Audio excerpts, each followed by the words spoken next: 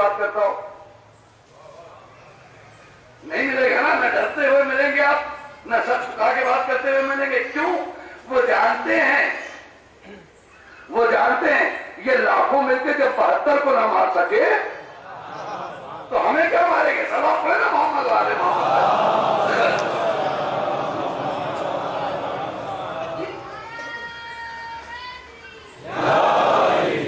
یہ 72 کو نہیں مار سکے ہمیں کیا ماریں گے؟ ہم سمجھتے کربلا میں تو شہید ہو گئے, لیکن جو ماہرین ہیں کہتے نا یہ مرے نہیں ہے نا. کسی نے کہا ہے نا کہ کربلا ظلم کے خنجر کو بڑی حیرت ہے. کربلا ظلم کے خنجر کو بڑی حیرت ہے. کٹ گئے سارے گلی, کٹ گئے سارے گلے, پھر بھی مرا کوئی نہیں. یہ محضے کو کیا بول رہا ہے؟ یہ محضے پر لاہور کر رہے خنجر کہہ رہا ہے.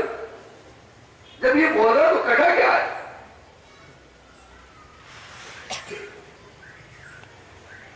کیونکہ یہ حق پرست تھے اور ہم ان حق پرستوں کے فالوور نہیں. کربلا والا جب جذبہ پیدا ہونا, اے کاش ہم کربلا میں ہوتے تو مولا آپ کی مدد کرتے. نہ کربلا میں تھے, نہیں ہیں. یہی کیجئے نا آپ. بڑی جو پرابلم کون کہہ رہا ہے آپ جائیے, آپ یہی کیجئے. اسی کی حفاظت کر کے بتا دیجئے کہ مولا جو میرے پاس کربلا تھی ہم نے بچا دی.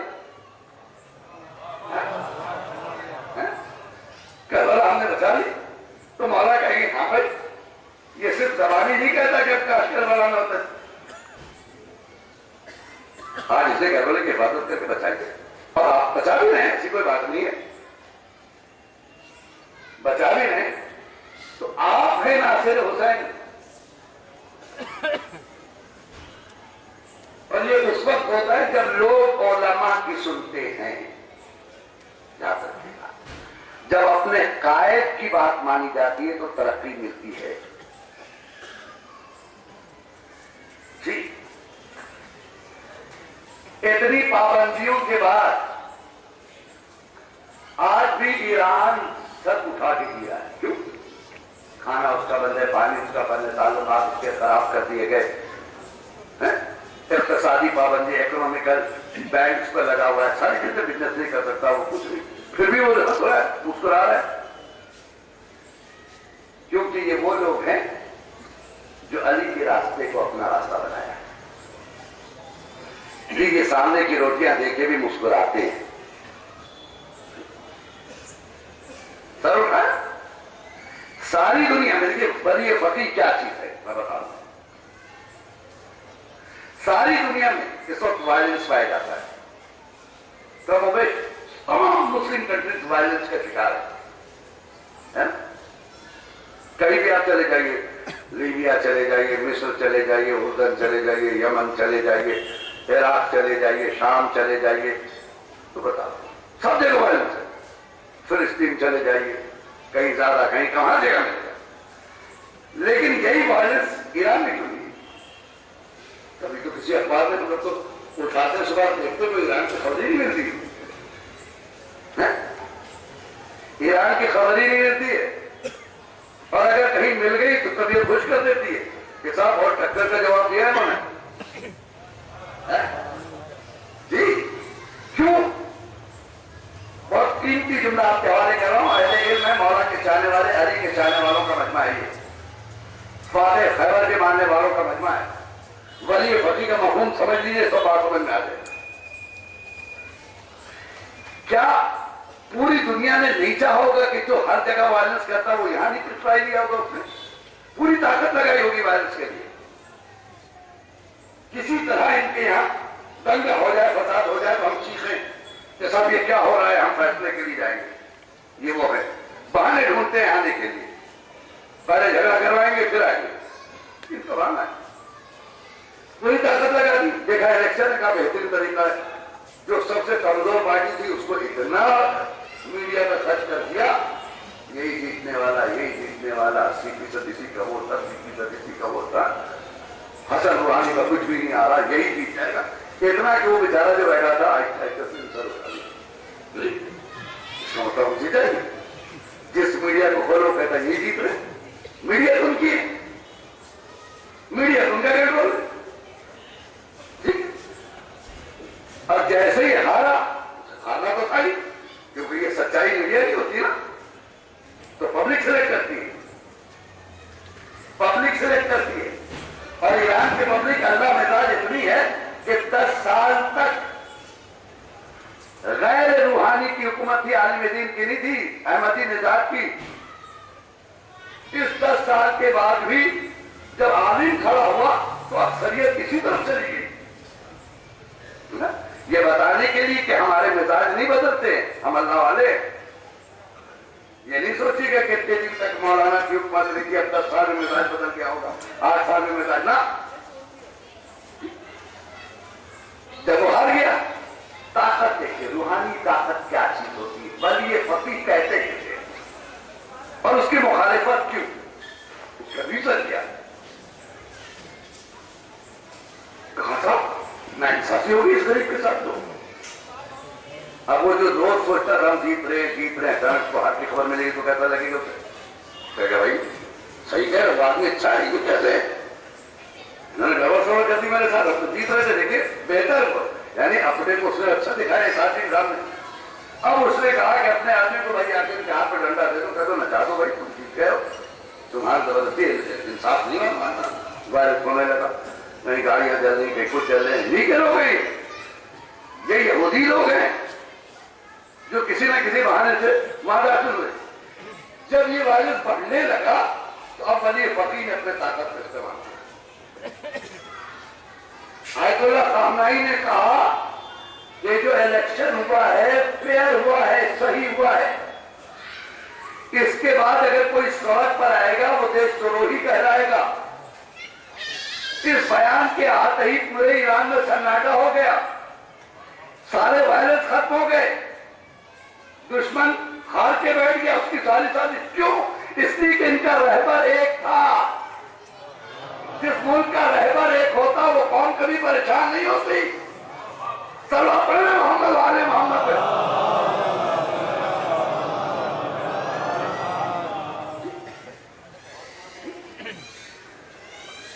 वो कौम कभी परेशान नहीं होती जिसका रहबर एक होता है। वली अमर मुस्लिमीन का एक बार हुक्म आया कि सन्नाटा, बिल्कुल पेपर में नहीं आया कि किसी का घर जला किसी को जला। क्यों? ये बेचारे जो सीधे साधे निकल भी पड़े थे, खाना रहबर ने मना कर दिया तो नहीं करना। आज अपना काम नहीं ने मना कर दिया तो नहीं करना, वो भी हट गए। ये तो चाहते ही थे।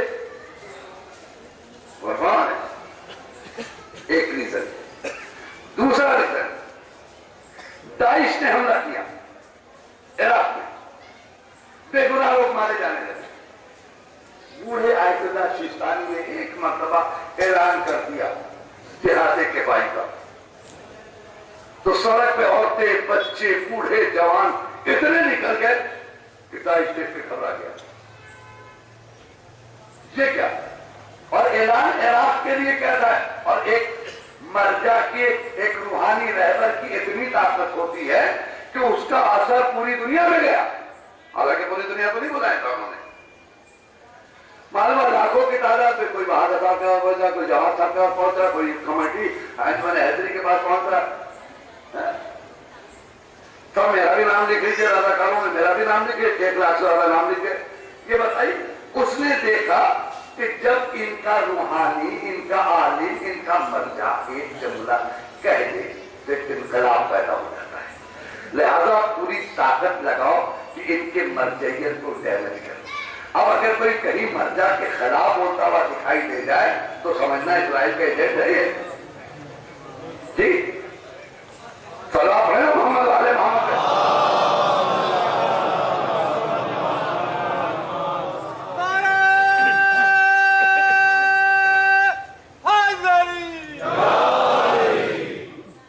ये समझ लेना कि ये उसका है।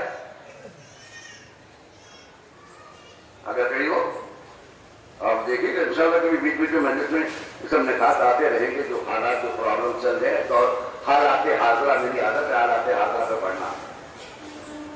ہم تکلیف کیوں کریں؟ ایک بیماری چلی ہوئی ہے، ٹھیک، کیا ضرورت ہے ہمیں تکلیف کرنے کی؟ کیوں صاحب کاش تو فتح العام موجود ہے، کتاب موجود ہے، ہم لوگ اپنا عمل کر لیں گے. کیا تو کسی مر جائے کون جا کے پوچھے؟ یہ ذہن میں ڈالا گیا. تو ہم نے مسکرا کے ایک صاحب سے کہا کہ آپ میں ان میں کیا فرق ہے؟ انہوں نے رسول اللہ سے یہ کہہ کے قرآن لے لیا تھا کہ حسبنا کتاب اللہ.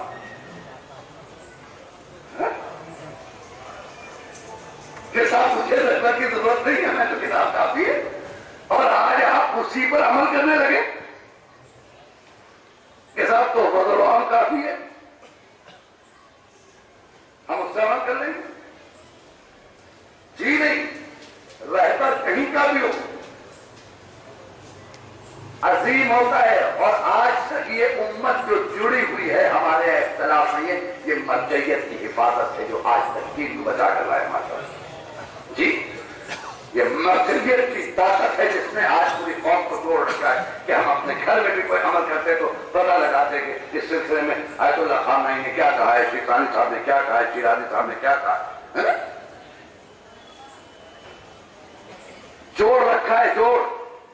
میں اکثر ان لوگوں کو یہ پیغام دیتا ہوں جو تقلید کے قائل نہیں ہیں. تقلید کا مطلب اپنا کسی کو سرپرست ماننا. جس گھر میں کوئی بزرگ ہوتا ہے نا، اس گھر میں اختلاف نہیں ہوتا، اور جہاں بزرگی ختم ہو جاتی ہے وہاں بھائی ڈیوائیڈ ہو جاتے ہیں. اور جب گھر کا بزرگ باقی رہتا تو سارے بھائی ایک جگہ، کیوں بھائی بڑا ہے. اور وہ بچہ جس کا سرپرست ہوتا ہے وہ یتیم نہیں کہلاتا. ہم مرجعیت کو تسلیم کر کے یہ بتاتے ہیں کہ یہ قوم یتیم نہیں ہے. تو ایسے لوگوں کے لیے میرا ایک شعر ہے کہ نہیں ہے جس کا کوئی رہنما زمانے میں، نہیں ہے جس کا کوئی رہنما زمانے میں، وہ اپنا نام لکھا لے یتیم خانے میں. پڑھے نا محمد آل محمد.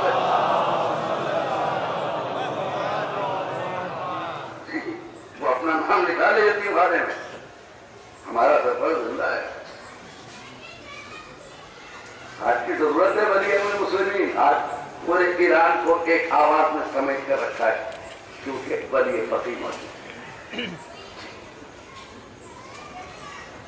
وہاں بیٹھا ہے انڈیا کی سوچتا ہے، وہاں بیٹھا ہے مستضعفان جہان کی سوچتا ہے. یہ نہیں اتنا کھانے کو نہیں ہے مگر پوچھتا ہے تمہارے یہاں کوئی بھوکا تو نہیں ہے. ٹھیک، اس کے اکنامکس کو سامنے رکھ کے اس کے بعد اس کی مدد کو دیکھیے جو غریبوں کی مدد کر دیتا ہے. یہ وہ کردار ہے کہ سامنے سے روٹی آتی تھی اور کھا کے دے دیتا تھا میرا مولا. عالم روزہ میں ہے مگر شاعر نے آواز دی، اٹھایا مولا نے دے دی روٹی. اور روٹی کی بات آئی ہے تو ایک جملہ سن لیجیے. ہم لوگ بہت خوش ہوتے ہیں خیبر پر، جو علم رکھتے ہیں نا وہ جانتے ہیں کہ خیبر آسان ہے، روٹی مشکل ہے.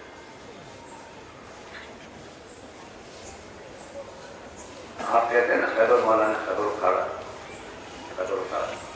یقیناً مادی دنیا میں اگر دیکھا جائے تو کتنے لوگ کھولتے تھے، بند کرتے تھے، آسان نہیں تھا خیبر. لیکن خیبر جو اکھاڑا مولا نے، میری نظر میں خیبر آسان تھا. اور وہ جو روٹی دی ہے عالم روزہ میں وہ مشکل تھی. پوچھے گا کیوں؟ یہ کہتے جو نئی بات ہے آپ کہہ رہے کہ خیبر روٹی جو ایک بچہ بھی اٹھا لیتا ہے، خیبر تو سب روٹی اٹھا لے گی نا. روٹی سخت تھی، وزنی تھی. خیبر ہلکا تھا میری نظر میں. پوچھے کیوں؟ اس لیے کہ جس وقت حضرت علی خیبر اکھاڑ رہے تھے تو ہر چیز ان فیور تھی. اللہ چاہ رہا تھا خیبر اکھڑے، رسول چاہ رہے تھے خیبر اکھڑے. चाह रही थी खैबर उखड़े, अली का दिल चाह रहा था खैबर उखड़े, हालात बता रहे थे खैबर उखड़े, हर चीज खैबर में है ना, एगेंस्ट तो कुछ नहीं ना। और जिस वक्त अली रोटी दे रहे थे, भूख कह रही थी ना दो, हालात कह रहे थे नहीं दो, गुर्बत कह रही थी ना दो, नफ्स कह रहा था न दो, इसलिए कि तुम्हारे पास ये, इन सब की मुखालिफत करके रिज़ाए माबूद में रोटी उठाकर दे देना खैबर से ज्यादा सस्ता। चलो पढ़े मोहम्मद वाले मोहम्मद।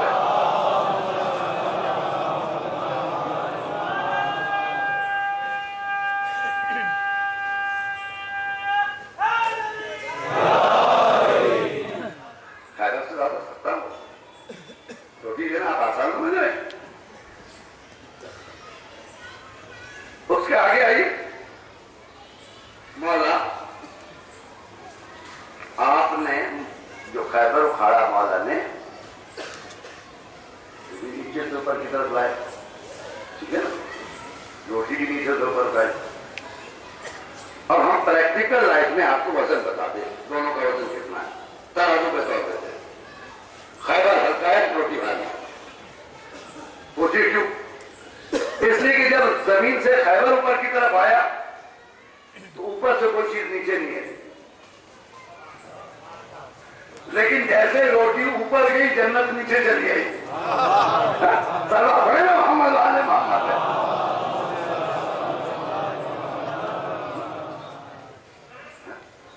क्या दूसरी चीज,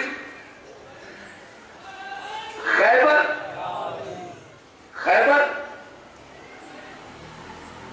जरूरत है, मकसद नहीं।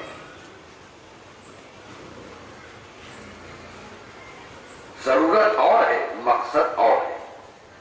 आप खाना खाते हो, ये जरूरियतें जिंदगी में से, जरूरियात में से, जरूरतें जिंदगी है जैसा, मकसद जिंदगी नहीं।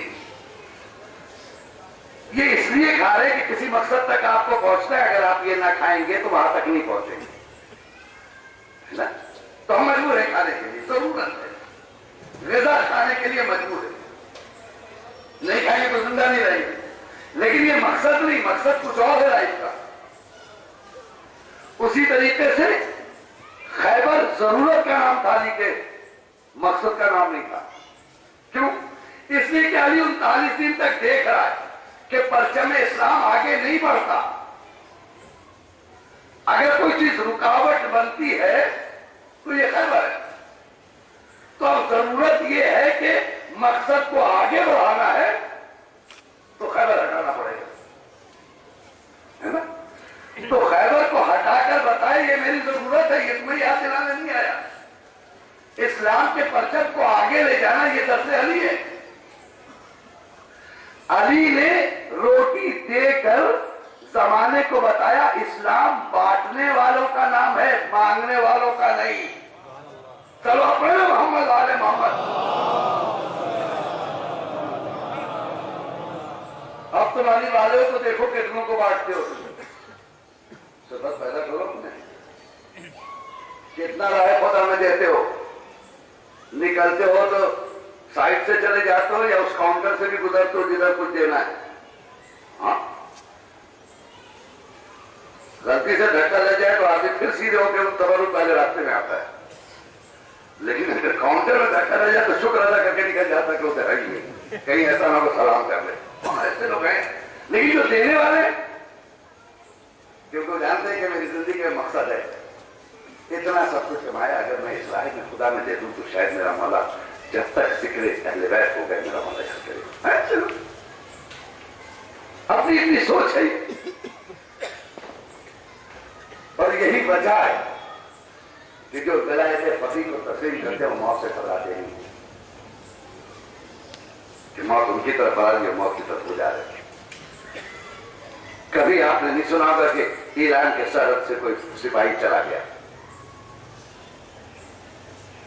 लेकिन आप कितने ऐसे वाकयात मिलेंगे कि जिन्हें जबरदस्ती भेजा गया इराक में, वो सरहद छोड़कर ईरान की तरफ चले आए हाथ उठा के कि हम आपसे लड़ना नहीं करते। लेकिन क्यों? इसलिए कि उन्होंने दर्ज करबला वालों से लिया। جہاں شمع روشن ہو تب بھی وہی حال، خاموش کر دیا ہے تبھی کوئی فرق نہیں ہوتا، ان کے جذبات میں نہیں فرق ہوتا ہے، اصلی ہے کربلا۔ امام حسین اگر چاہتے تو مجمع دیکھا نہ ہوتا، کوئی بھول جاتے، میں نے کہا نا کہ یزید بھول جاتا کہ مجمع کیا چیز ہوتا ہے، گھبرا جاتا دیکھ، لیکن حسین کربلا میں بھیڑ نہیں چاہتے تھے، کوالٹی لے کے گئے تھے، کوانٹٹی لے۔ کربلا میں جو تھا وہ کوالٹی تھا، کوانٹٹی ادھر تھی، کوالٹی ادھر تھی۔ آج 3 محرم ہو گئی، اب آہستہ آہستہ ہر روز 4-5 مسائل میں اضافہ ہو رہا ہے، کیونکہ یہ راتیں اب جو آنے والی ہے کل کے بعد سے شب 5، شب 6، شب 7 حسین نکل چکے ہیں، والد کربلا بھی، لیکن تنہا حسین نہیں آ رہے۔ شب عاشور ایک سوال کیا تھا جناب زینب نے کہ بھیا ایک بات پوچھوں، کیا یہ بتائیے کہ جب ہم چلے تھے نا وہاں سے بھیا، جب کہیں دور دراز میں تھک کر ہمارا قافلہ رکتا تھا مدینے سے آنے میں، جب کربلا پہنچے اور ہم کہیں قیام کرتے تھے راستے میں، تو دور صحرا سے کسی بیوی کے رونے کی آواز آتی تھی، بھیا ایسا لگتا تھا کوئی ماں اپنے لال کا ماتم کرتے تھے۔ بھیا میں نے کبھی ٹوکا نہیں، لیکن یہ محسوس کیا کہ جہاں میرا قافلہ رکتا ہے یہ ماں ضرور آتی ہے۔ ماں بھیا جب سے شب عاشور آئی نا، اس ماں کے رونے کی صدا خیر میں آواز پہچانوں، یہ وہی ماں۔ حسین نے کہا زینب پہچانا نہیں، یہ ہماری تو پیاری ماں ہے، جب ہم مدینہ چھوڑا تو ماں نے مزار چھوڑ دیا۔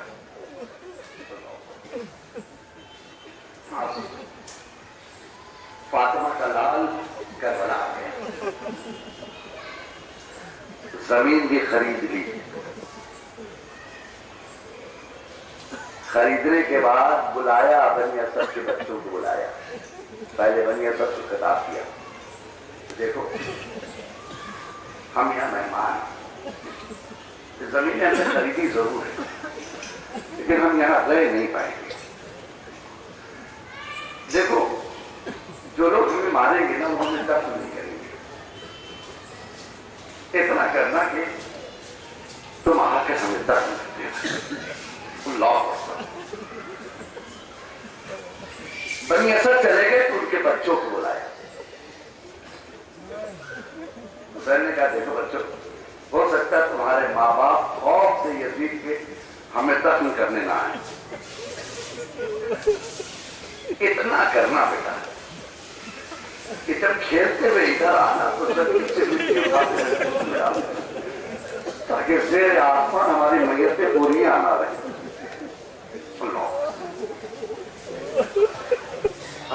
عجیب منظر ہے کربلا کا، اور ایسے منظر میں مجھے ابھی تک یہ بات سمجھ میں نہیں آئی، میں بہت سوچتا رہا، وہ یہ کہ حسین مدینے سے جب چلے تو حسین کا سب سے بہترین دوست حبیب ابن ملائک، بہت چہیتا تھا، جس پر فلی اعتماد کرتے، کانفیڈنس ہے اس کے اوپر۔ حبیب ابن ملائک کون ہے؟ جس کے لیے صرف ایک جملہ کہوں گا کہ مدینے میں لوگوں نے ایک بچی کو دیکھا جو حسین کے پیچھے پیچھے جا رہا تھا،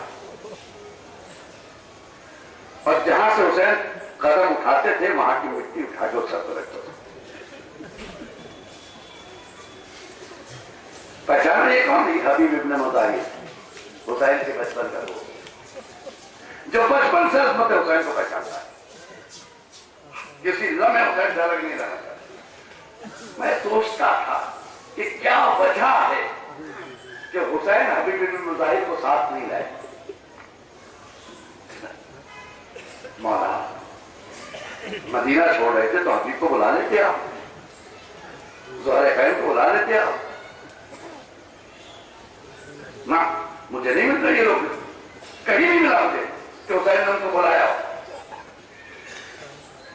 اللہ اکبر. میں سوچتا تھا مولا کیا حبیب سے بھی زیادہ کوئی ہے آپ کے پاس, پھر آپ نے ان کو کیوں نہیں بلایا؟ میں یہ سوچ رہا تھا جی, سوچ رہا تھا. لیکن مجھے میرے اس بات کا جواب اس وقت ملا کہ قسم خدا کی حسین آپ نے جو کیا ٹھیک کیا, حبیب کو ساتھ نہیں لائے. جانتے یہ ہمیں کب محسوس ہوا؟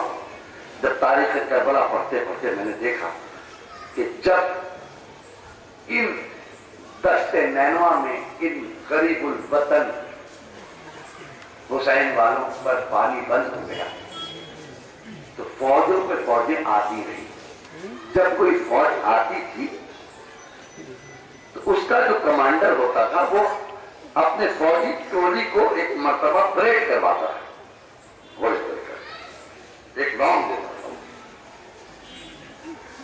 تو جب کبھی یہ فوجیں پریڈ کرتی تھی, مشق کرتی تھی, تو گھوڑے کی ٹانپوں سے خیمے ہل جاتے تھے, بیویاں ٹہل جاتی تھی, بچے ٹہل جاتے تھے.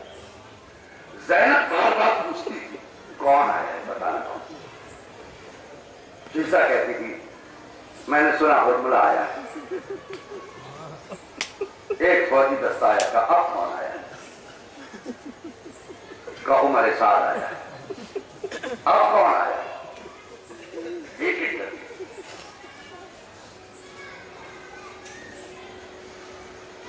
ایک فوجی دستہ آیا, جب اس نے اپنے گھوڑے کو دوڑایا نا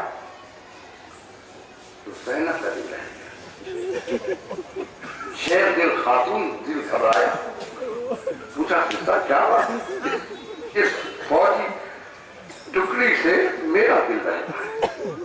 پتہ لگا کون. سنیں گے جب فضا آ کر بتاتی ہے تو زینب کا حال کیا تھا. جیسے فضا نے کہا کہ شمرا گیا, بی بی شمرا گیا. میں اتنا سننا تھا برجستہ ہو.